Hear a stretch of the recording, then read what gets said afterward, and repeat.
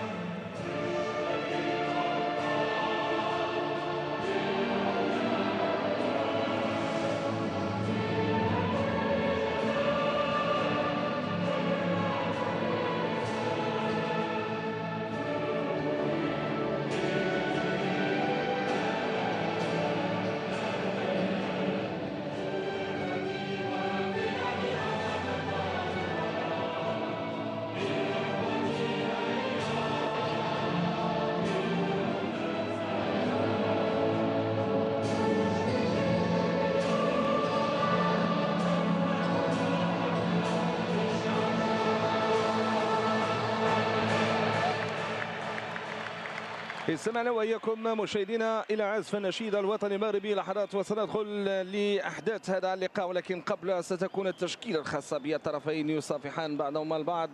لاعبو فريق الرجاء الرياضي وفريق الوداد، وهذا هو الطاقم التحكيمي الذي يشرف على هذه المباراة وعلى هذا اللقاء بمساعدة أيضا مصطفى أكركاد. هذا الثلاثي الذي سيقود هذه المباراة. الحكم الرابع فهو محمد العلام. بالنسبة لغرفة الفار ياسين بوسليم.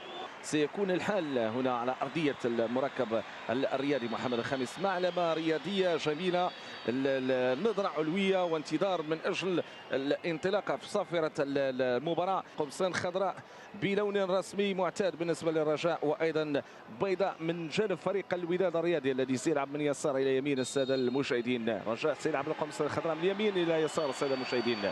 أعطيت صافرة البداية، ينطلق هذا اللقاء، تنطلق طموحات الجماهير، طموحات اللاعبين، المدربين، عملية هجومية، دخول داخل منطقة الجزاء، محاولة المرور، ولكن يظهر على أن هناك تغطية، هناك التعامل مع هذه الكرة وإبعادها. هذا موكوين الذي يراقب، الذي يرصد ما يحدث على رقعة الملعب. عندك لسعد شرط الشابي وهو يتابع ما يحدث، لكن ضايعة كرة في خط الوسط.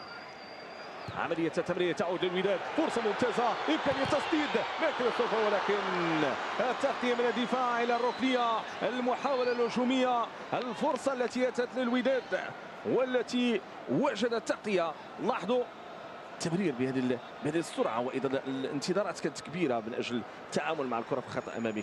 كرة تنفذ داخل منطقة الجزاء، البحث عن رأسية، خروج الحارس في محاولتين اثنتين صعبة، تعود مرة أخرى للوداد. كريستوفر تمرير الجهة اليسرى، زمراوي فرصة لرفع هذه الكرة داخل منطقة الجزاء للوداد، محاولة، فرصة وسقوط ضربة جزاء. الحكم يعلن عن ضربة جزاء لصالح فريق الوداد الرياضي. ضربة جزاء في الديربي في دقيقة 15 يعلن عنها الحكم جلال جيد بدون تردد. احتجاج كنشوفوا من لاعبي ديال فريق الرجاء الرياضي خلف الخط. يتقدم محمد الريحي صوب الكرة، يسدد، والهدف الأول. الهدف الأول لصالح فريق الوداد الرياضي في الديربي هنا في مدينة الدار البيضاء. يتقدم الوداد على حساب الرجاء. دقيقة 18، فرحة كبيرة في المدرجات، تقابلها فرحة كبيرة أكيد في المقاهي في البيوت. المتابعين 1-0. محمد الريحي يضع الكرة في المرمى، الحارس مهدي الحرار مشى للكرة، ومع ذلك الريحي كان سباق، ضع الكرة ديالو في الزاوية البعيدة. 1-0 في في هذه التغطيه هذه في هذا الوقت هذا. نلعب دقيقه 19 الان لتنفيذ هذه الكره. يتقدم يصوب، كتصطدم بالجدار وكتمشي مباشره للركنيه. ركنيه لفريق الرجاء الرياضي. 22 دقيقه 1-0 يتقدم الوداد. تمريره ناجحه تعود لتكون خطا. تمريره كريستوفر لورش يلعب تصويبه ممتازه. عارضه، العارضه، الكره التي باطلا تكون وتصطدم العارضه تعود للرجاء من الجهه اليمنى. صوب معموري من يفعل اللي حافظ على الكره ديالو يبحث عن المرور. الوداد استغل الاخطاء في التمرير والرجاء يدخل صابر بوكرين. تمريره ممتازه. جول للرجاء. الحسين رحيم يضع الكره في الشباك. 1-1 النتيجة المسجلة في مباراة الديربي. أبت أن تدخل كرة ودادية فكان الرد رجاوي، فكان التعديل رجاوي عن طريق الحسين رحيمي. هذه الكرة، هذه الفرصة التي تستغل والتي لا تضيع. نعم أضاع الوداد ولكن أحسن التعامل مع فريق الرجاء. كرة من معموري، راوغ معموري حضر الكرة ديالو. تمريره لصابر بوغرين لعبها داخل منطقة الجزاء. القادم من الخلف الذي لم يتوقعه أحد هو الحسين رحيمي أمام انظار دفاع راقب بالعين ولوش الكرة نحو الشباك. الرجاء يعادل الكفة في ديربي البيضاء. موترشي، كرة في خط الوسط عند كريستوفر لورش بدا يفعل يلعب كرة للجهة اليمنى عند زمراوي. محاولة ديال التمرير، كرة للوداد داخل منطقة الجزاء. كريستوفر لورش ينسى الكرة. تمريرة عند مفيد زمراوي، محاولة داخل منطقة الجزاء. فرصة الحارس في المكان المناسب. محاولة ديال التمرير ولكن الكرة كتمشي مباشرة صوب الحارس. لاحظوا التمريرة كريستوفر لورش رجع للخلف. التمريره ديالو محمد مفيد بعد ذلك صوب الحارس مباشره. اعتبره واحده من الفرص ديال فريق الوداد اللي تابعناه في هذا الشوط الاول. ضربه خطا، كره تلفت داخل منطقه الجزاء.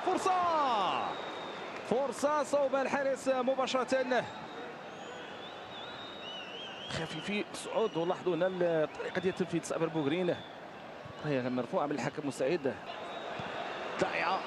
الرجاء يضغط في الانفاس الاخيره من الشوط الاول في الوقت اللي الانظار تتجه للحكم الذي يسير الاعلان على نهايه الشوط الاول. وبالفعل جلال جيد ينهي احداث الشوط الاول بنتيجه معروفه. هدف داخل كل مرمى، 2-2 في مجموعه ديال المقابله في الشوط الاول. شكرا لكم مشاهدينا على حسن المعاينه والمتابعه. نعود بكم الى زملائنا بقناه طريق.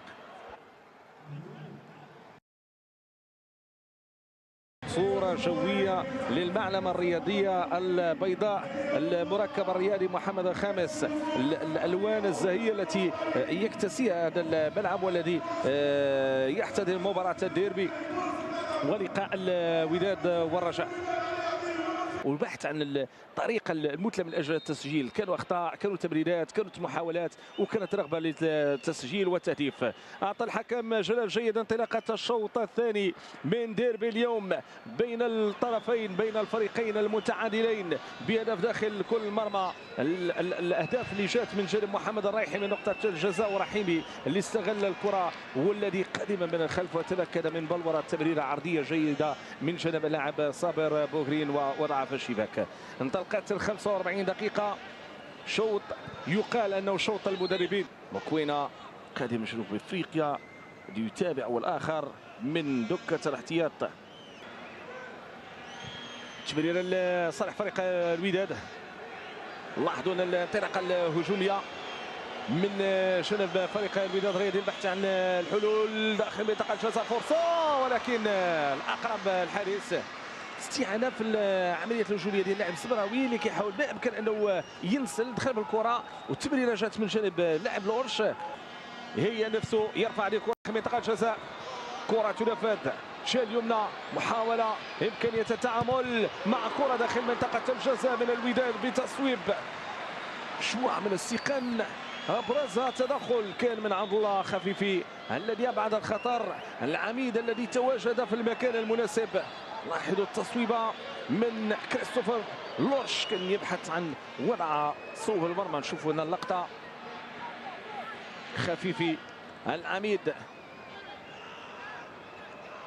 مواكبه لهذه المقابله وايضا مواكبه لمشوار هذا اللقاء بين طرفين. نحن نشوفوا هذه العمليه الهجوميه، محاوله من جانب ميلولا، تمريره داخل منطقه الجزاء وتسديده الى خارج رقعه الملعب. زمراوي كيحاول بامكانه يستفد من الكرات في الهجوم، ولكن كيظهر على انه العمليه الماضيه تاهيل هذا الملعب وافتتاحه المركب الرياضي محمد الخامس، واللي عرف ايضا زياره من رئيس الجامعه الملكيه المغربيه لكره القدم. وحنا نشوف هذه الكره وهذه العمليه الهجوميه وهذه الفرصه، وبعد ذلك التغطيه الدفاعيه مباشره الى خارج الخط الجانبي.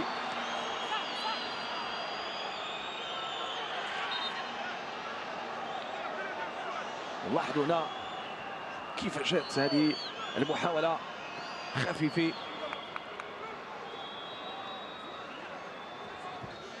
تلفات داخل منطقه الجزاء، راسيه الى خارج رقعه الملعب. الحكم يقول كره لصالح فريق الوداد. شوف التمريره، التعامل مع هذه الكره في الانفاس الاخيره من عمر هذه المباراه، مع صعود حمزه الساخي، مع انطلاقه من حمزه الان يستلم الكره، يبحث عن الحلول، عن تمريره في الخط الهجومي. حمزه الساخي يدخل داخل منطقه الجزاء، كره تلعب، تهيأ، تسدد، ولكن بعيده كل البعد. سددها بقوه، سددها مارسا بقوه، ولكن كورته الى خارج رقعه الملعب لم تقدم المطلوب. جت في الانفاس الاخيره وكانت صعبه. كرة ثابتة، ربما تكون الأخيرة في اللقاء. يتقدم الوداد، يبحث عن الحلول في الخط الأمامي، وفي هذه اللحظات يعلن الحكم، حكم المواجهة الجيد، على نهاية مباراة الديربي بين الطرفين بالتعادل، هدف داخل كل مرمى. كنقولوا بانه مقابلات لعبات في الشوط الاول اللي فيه جوج ديال الاهداف، في محاولات ديال تسجيل الجوله الثانيه، تابعنا بعض الفرص ولكنها لم تستغل بالشكل الجيد. الوداد اذا 44 نقطه في المركز الثالث، وفريق الرجاء الرياضي 38 نقطه رفقه فريق اولمبيك اسفي. شكرا لكم مشاهدينا على حسن المعاينه والمتابعه لاطوار هذا اللقاء.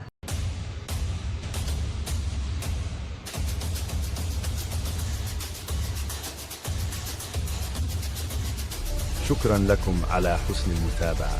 لا تنسوا الإعجاب بالفيديو والاشتراك في القناة ليصلكم كل جديد، وإلى اللقاء في ملخصات قادمة.